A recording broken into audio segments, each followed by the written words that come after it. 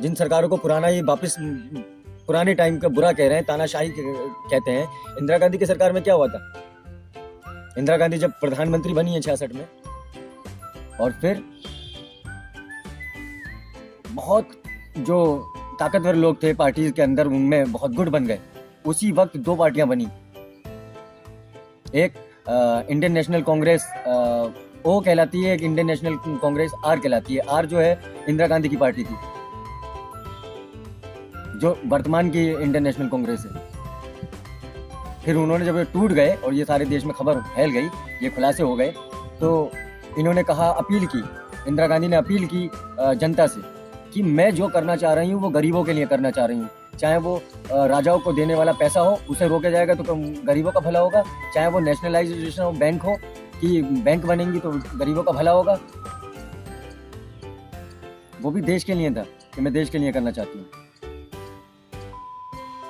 और उसमें जो पुराने अमेंडमेंट से, जो संविधान के अंदर अमेंडमेंट हुए थे, एजुकेशन के अंदर आरक्षण को रखना, गरीबों का हित रखना, या समानता, या प्रॉपर्टी के एक्ट को के पे जो लड़ाइयाँ हो रही थी, उन्होंने उसी तरह से पेश किया कि जो है गरीबों का भला होगा।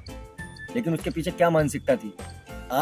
अगर आज को नरेंद्र मोदी को सच मान लिया जाए, तो फिर इंदिरा गांधी को झूठ क्यों माना जाए?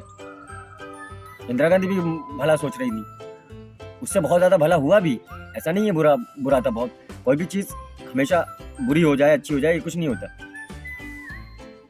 लेकिन उससे बाद में बहुत ज़्यादा भला हुआ है।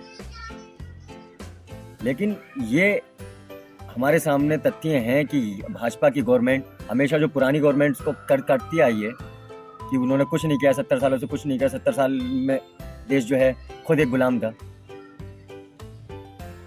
तो समझने वाली बात है कि वही हालात आज हैं। अगर इंदिरा गांधी तानाशाह थीं या तानाशाह बनने की कोशिश कर रही थीं, जबकि अटल बिहारी वाजपेयी ने क्या कहा था उस वक्त, जब पाकिस्तान से इंदिरा गांधी ने युद्ध जीता था और देश में साबित करके दिखाते कि वो मजबूत प्रधानमंत्री हैं, तो अटल बिहारी वाजपेयी ने कहा कि दुर्गा का रूप है ये। बहुत सारे लोग कहते हैं कि नहीं कहा, लेकिन बहुत गूगल कर लीजिए आप, गूगल पे तमाम जगह लिखा हुआ है कि हाँ कहा था।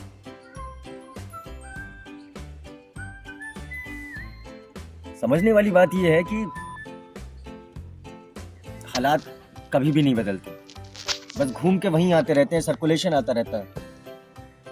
कोई चीज़ नई नहीं होती, हर चीज़ सर्कुलेटेड होती है। वक्त का तकाजा यही है कि वक्त वहीं पे आ जाता है घूम फिर के। आज हमारे पास वही वक्त है कि हम समझें। इनकी भी वही मानसिकता है कि तानाशाह बनने की मानसिकता है। कब बनता है कोई भी पॉलिटिशियन तानाशाह, कब बनता है? समाज को समझना पड़ेगा इस बात को। पुराने 91 से देख लीजिए आप, 51 से देख लीजिए, जब से इलेक्शन होना शुरू हुए हैं।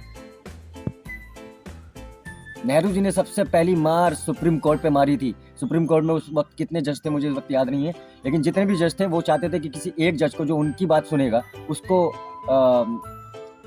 सुप्रीम कोर्ट का चीफ जस्टिस बनाया जाए।